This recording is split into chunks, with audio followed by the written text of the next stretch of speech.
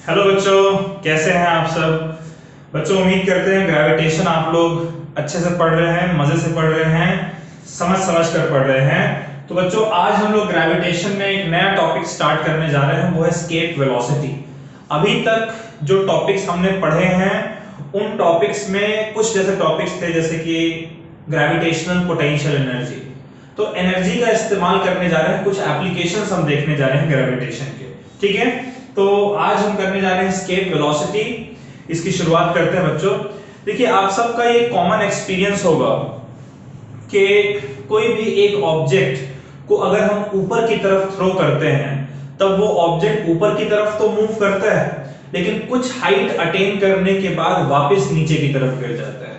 आप जिस स्पीड से उस ऑब्जेक्ट को या जिस वेलोसिटी से उस ऑब्जेक्ट को ऊपर की तरफ थ्रो कर रहे हैं उस वेलोसिटी को आप धीरे धीरे बढ़ाते चले जाइए। यानी पहले आपने धीरे से उसको थ्रो किया कम वेलोसिटी के साथ, तब वो कुछ हाइट अटेन करके वापस गिर जाता है। ज्यादा तेजी से थ्रो करेंगे तब वो ज्यादा हाइट अटेन करता है, लेकिन एट द एंड नीचे गिर जाता है। और ज्यादा वेलोसिटी से आप थ्रो करेंगे और ज्यादा हाइट अटेन करेगा, लेकिन इवेंचुअली वो एक मैक्सिमम हाइट पर पहुंचकर वापस अर्थ की तरफ फॉल कर जाता है।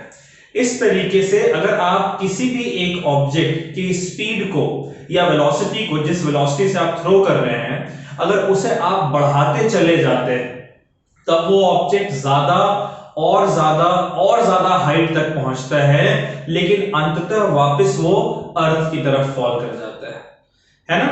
तो इससे हमारे मन में एक सवाल उठता है कि यार जैसे जैसे हम स्पीड बढ़ाते चले जा रहे हैं, जिस स्पीड से या जिस वेलोसिटी से हम ऑब्जेक्ट को ऊपर की तरफ प्रोजेक्ट कर रहे हैं, उसको हम जैसे जैसे इंक्रीज करते चले जा रहे हैं, वो ऑब्जेक्ट ज्यादा ऊपर, ज्यादा हाइट और ज्यादा हाइट और ज्यादा हाइट तक पहुंचता है, फिर वापस अर्थ की तरफ फॉल कर जाता है।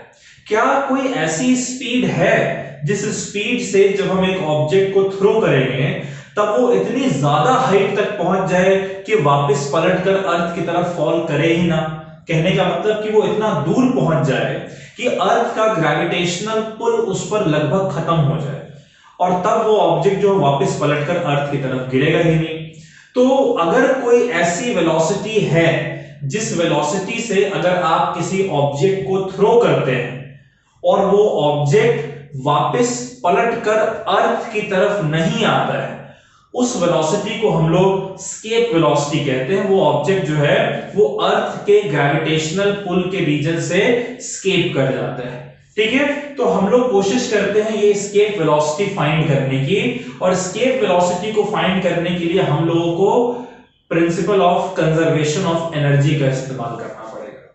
बात समझ रहे हैं आप? चलिए तो शुरुआत करते हैं। सपोज करिए बच्चों कि ये हमारा अर्थ है और ये अर्थ का सेंटर है। ऑलराइट, सेंटर से जो अर्थ का सरफेस है वो अर्थ का रेडियस RE के बराबर होगा। ठीक है, और आपने मान लेते हैं कि अर्थ के सरफेस पर आप खड़े हैं और यहां से आप एक ऑब्जेक्ट को ऊपर की तरफ प्रोजेक्ट करते हैं, मान लीजिए VI स्पीड के साथ। ठीक है, या हम लोग ऐसा मान लेते हैं, एक स्पेशल केस ले लेंगे, फिर इसको हम लोग ऐसा मान लेते हैं, जनरल केस हम लेते हैं।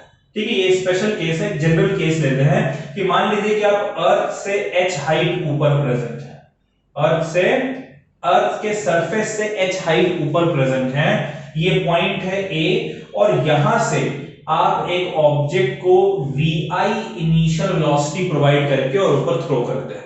ठीक है, मान लीजिए कि ये अर्थ का सरफेस है बच्चों, तो अर्थ के सरफेस से भी आप h हाइट ऊपर, यानी अर्थ के सेंटर से कितनी दूरी हो जाएगी बच्चों? अर्थ के सेंटर से ये डिस्टेंस आपका हो जाएगा RE प्लस h के बराबर। राइट, कितना कितना डिस्टेंस हो जाएगा बच्चों सेंटर से? RE plus h। सारे डिस्टेंस को हम अर्थ के सेंटर से मेजर करते हैं ना। तो मान लेते हैं कि ये वो पॉइंट है A जहां से आप एक ऑब्जेक्ट को VI वेलोसिटी के साथ ऊपर की तरफ प्रोजेक्ट करते हैं, और ये पॉइंट कहां है? अर्थ के सरफेस से h हाइट ऊपर, यानी सेंटर से RE प्लस h हाइट ऊपर। ठीक है, यहां से आपने ऑब्जेक्ट को मान लीजिए प्रोजेक्ट किया और ऊपर मूव करते करते करते करते मान लेते हैं कि ये ऑब्जेक्ट जो हो इंफिनिटी तक पहुंच जाता है। ऑलराइट, इंफिनिटी तक पहुंचने का मतलब ये हो गया कि अर्थ का जो ग्रेविटेशनल फोर्स है वो इस पॉइंट पर पहुंचने पे लगना बंद हो जाता है या इतना कम हो जाता है कि उसका कोई इफेक्ट नहीं होता है। ठीक है, मान लीजिए इंफिनिटी पर जब ये ऑब्जेक्ट पहुंचता है तब इसकी वेलोसिटी जो है वो रहती है vf। ऑलराइट, तो vf यानी आप इस सिचुएशन को समझ रहे हैं। मैं फिर से एक बार सिचुएशन रिपीट कर रहा हूं, इसके बाद का डेरिवेशन बहुत आसान है। मान लीजिए हमारे पास एक अर्थ है जिसका रेडियस re है और उसके सरफेस से h हाइट ऊपर एक पॉइंट है a, यानी अर्थ के सेंटर से a पॉइंट की दूरी re प्लस h है। यहां से हम एक ऑब्जेक्ट को vi, m मास का ऑब्जेक्ट है, ठीक है, m मास का ऑब्जेक्ट है, उसे vi वेलोसिटी के साथ ऊपर की तरफ प्रोजेक्ट करते हैं और इतनी वेलोसिटी के साथ प्रोजेक्ट करते हैं कि मान लो कि वो इतनी दूर चला जाता है कि अर्थ का ग्रेविटेशनल पुल उस पर लगना बंद हो जाता है। जब अर्थ का ग्रेविटेशनल पुल लगना बंद हो गया यानी कि वो इंफिनिटी पर चला गया है, वहां पर मान लेते हैं कि उसकी वेलोसिटी जो है वो vf है। अब समझिए बच्चों, इस पॉइंट पर a पॉइंट पर जो एनर्जी है उस ऑब्जेक्ट के पास a पॉइंट पर जितनी एनर्जी होगी और उस ऑब्जेक्ट के पास इंफिनिटी पर जितनी एनर्जी होगी, law of conservation of energy के अकॉर्डिंग वो एनर्जी सेम होनी चाहिए। ठीक है, तो समझते हैं इस बात को। सबसे पहले हम लोग निकालते हैं energy of object, energy of object at A point पर उस ऑब्जेक्ट के एनर्जी के बारे में बात करते हैं। मैं उसे EA कह दे रहा हूं बच्चों। ये एनर्जी कितनी हो जाएगी भाई, इस पॉइंट पर इसको हमने vi वेलोसिटी प्रोवाइड किया, इसलिए इसकी काइनेटिक एनर्जी हो जाएगी हाफ mvi का स्क्वायर। ठीक है, और सेंटर से a पॉइंट की दूरी re प्लस h है, तो इसका यहां पर पोटेंशियल एनर्जी हो जाएगा minus g into mass of earth into mass of object upon distance re plus h। Right, centre से डिस्टेंस मेजर करते हैं। और बच्चों जब ये इंफिनिटी पर पहुंचता है तब वहां पर एनर्जी क्या है ये भी जरा हम लोग देख लेते हैं। एनर्जी ऑफ ऑब्जेक्ट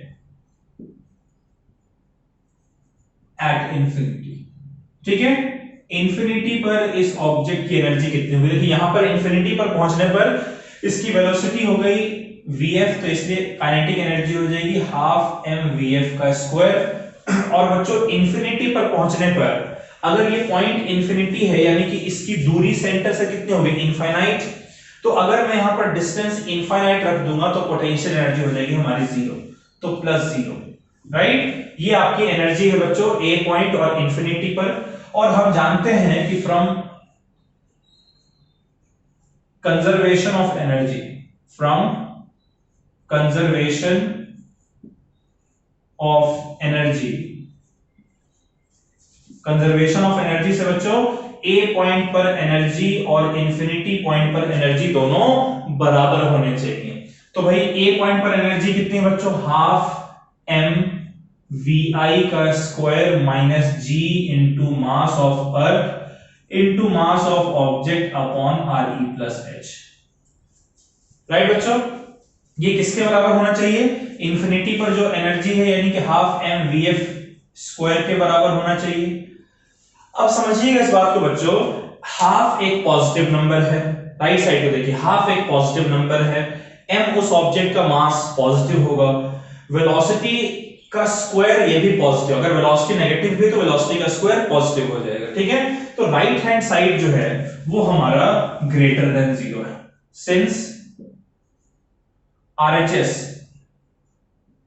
जो कि हाफ mvf स्क्वायर है बच्चों, इट इज ग्रेटर देन और इक्वल टू 0। ग्रेटर देन 0 इसलिए क्योंकि पॉजिटिव है। अच्छा, इक्वल टू 0 में इसलिए कह रहा हूं कि मिनिमम क्या कंडीशन हो सकता है कि इंफिनिटी पर पहुंचकर ऑब्जेक्ट की वेलोसिटी 0 हो जाए। अच्छा, अगर इंफिनिटी पर पहुंचने पर vf की वैल्यू 0 हो जाएगी तो ये राइट हैंड साइड पूरा आपका 0 के बराबर हो जाएगा। तो या तो ये मिनिमम कंडीशन है 0 के बराबर या उससे ज्यादा। ठीक है, तो अगर LHS RHS अगर 0 के बराबर है तो इसका मतलब कि जो LHS है बच्चों, अगर RHS 0 या उससे ज्यादा है तो LHS should also be greater than और इक्वल टू 0। तो LHS हमारा क्या है, हाफ mvi का square minus g into mass of earth into mass of object upon re plus h। ये भी हमारा ग्रेटर देन इक्वल टू 0 होना चाहिए। अगर मैं इसको इधर भेज दूं तो हमारा हो जाएगा हाफ एम वी आई का square is greater than equal to G into mass of earth into mass of object upon R E plus H. देखिए ये स्मॉल एम और स्मॉल एम कट जाएगा बच्चों, ठीक है। और यहां से हमारा हो जाएगा वी आई का square should be greater than और इक्वल टू, ये 2 ऊपर जाकर मल्टीप्लिकेशन में हो जाएगा, g into mass of earth upon radius of earth plus height h। Clear है? तो यहां से आप लिख सकते हैं कि vi जो है बच्चों, आप दोनों साइड रूट ले लीजिए, vi आपका या तो इससे ज्यादा या तो इसके बराबर होना चाहिए। तो मिनिमम कंडीशन अगर हम देखें मिनिमम वेलोसिटी vi मिनिमम ये कितना होना चाहिए, रूट ये इक्वल टू, ग्रेटर देन वाला तो मिनिमम से ज्यादा हो जाएगा वेलोसिटी, ये हो जाएगा root 2g into mass of earth upon R E plus H. Right बच्चों, ये मिनिमम वेलोसिटी है। अब हम एक स्पेशल केस देखने जा रहे हैं। वो स्पेशल केस क्या है, इसको भी जरा समझ लीजिए। स्पेशल केस ये है कि अगर h 0 के बराबर होगा, ये जो हाइट h हमने माना है ये 0, अच्छा h 0 के बराबर होने का मतलब कि अगर जो a पॉइंट है वो अर्थ के सरफेस पर हुआ, अगर हम अर्थ के सरफेस से ही किसी ऑब्जेक्ट को ऊपर की तरफ प्रोजेक्ट किए तब क्या होगा, उस कंडीशन में देखते हैं क्या होगा। यहां मैं लिख रहा हूं स्पेशल केस, ठीक है। स्पेशल केस, स्पेशल केस क्या है बच्चों कि h हमारा 0 के बराबर होना चाहिए। तो उस कंडीशन में जो मिनिमम वेलोसिटी हमारा है ये हमारा हो जाएगा equals to root 2g into mass of earth upon radius of earth, ये होना चाहिए बच्चों, राइट। अच्छा इसको मैं क्या कर रहा हूं, रेडियस ऑफ अर्थ से ऊपर नीचे मल्टीप्लाई कर दे रहा हूं, तो एक रेडियस ऑफ अर्थ यहां आ जाएगा और यहां पर रेडियस ऑफ अर्थ से मल्टीप्लाई करने पर स्क्वायर हो जाएगा, ठीक है। अब इस टर्म को देखिए जरा, जो ब्रैकेट में जो टर्म मैंने कहा g into mass of earth upon radius of earth, ये हमारा एक्सेलरेशन ड्यू टू ग्रेविटी होता है। तो मैं ऐसा करता हूं, इसके नेक्स्ट स्टेप में लिख लूंगा, ये भी फार्मूला आप लोग नोट कर सकते हैं, ये भी फार्मूला आपको न्यूमेरिकल पर्पस में यूज करने के लिए आ जाएगा। क्या फार्मूला है, 2g into mass of earth upon radius of earth, right. एक तो ये फार्मूला आप काम में ला सकते हैं। अच्छा इसके बाद इसी को मैं लिख रहा हूं root 2g into mass of earth upon radius of earth, यही था। अगर मैं रेडियस ऑफ अर्थ से ऊपर और नीचे मल्टीप्लाई कर दूं तो ये ब्रैकेट में जो टर्म है बच्चों, ये मेरा क्या आ जाएगा, vi मिनिमम, ये मेरा आ जाएगा equals to root 2 g me upon R E square, ये होता है अर्थ के सरफेस पर acceleration due to gravity into radius of earth. और इसको अगर आप सॉल्व करेंगे, g होता है 9.8 और re जो है वो 6400 किलोमीटर होता है। अगर इसको आप पुट करके सॉल्व करेंगे तो ये आपका आ जाएगा 11.2 किलोमीटर पर सेकेंड। यानी अगर किसी भी ऑब्जेक्ट को आप 11.2 किलोमीटर पर सेकेंड के स्पीड से अर्थ के सरफेस से थ्रो करते हैं ऊपर की तरफ, तो वो कभी भी वापस पलटकर अर्थ की तरफ नहीं फॉल करता है। फिर आपका सवाल होगा कि अच्छा एक हाथी को अगर हम थ्रो करें और एक चींटी को अगर हम थ्रो करें, क्या उनके लिए वेलोसिटी की वैल्यू अलग अलग होगी? नहीं, सेम होगी। क्योंकि देखिए इस वेलोसिटी में कहीं भी ऑब्जेक्ट का मास, स्मॉल एम मास था ना ऑब्जेक्ट का मास कहीं भी फॉर्मूले में नहीं आ रहा है। Escape speed is independent of the mass of object. Clear है बात? अच्छा बच्चों इसको देखिए, इसको भी आप इस तरीके से चेंजेस कर सकते हैं, यहां भी आप फॉर्मूला लिख सकते हैं।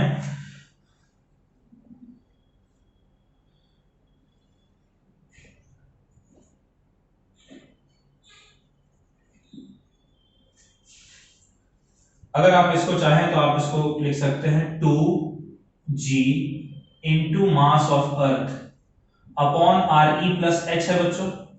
अच्छा आर ई प्लस एच मैं नीचे मल्टीप्लाई कर दूं और आर ई प्लस एच अगर मैं ऊपर मल्टीप्लाई कर दूं चलेगा, ठीक है। अब ये G M E upon R E plus H क्या है, अर्थ के सेंटर से h डिस्टेंस की दूरी पर एक्सेलरेशन ड्यू टू ग्रेविटी। तो ये आपका हो जाएगा vi minimum is equals to root 2 into acceleration due to gravity at height h into re plus h। ठीक है। ये h हाइट ऊपर अगर है तब ये फॉर्मूला आएगा, और अगर अर्थ के सरफेस पर है तब आपका ये वाला फॉर्मूला आएगा। ठीक है, इसको नोट कर लीजिए। इस पे बेस्ड न्यूमेरिकल हम लोग ठीक इसके बाद वाले लेक्चर में करेंगे। ठीक है, तो आप इसको भी नोट कर लीजिए, इसको अच्छे से पढ़िएगा, और अगला लेक्चर जो है बच्चों बिल्कुल स्किप मत करिएगा, न्यूमेरिकल्स जो है इंपॉर्टेंट होंगे। ठीक है, चलिए bye bye, take care, stay safe, और इसको नोट कर लीजिए, अच्छे से पढ़िएगा, ये टॉपिक इंपॉर्टेंट है। Alright, bye.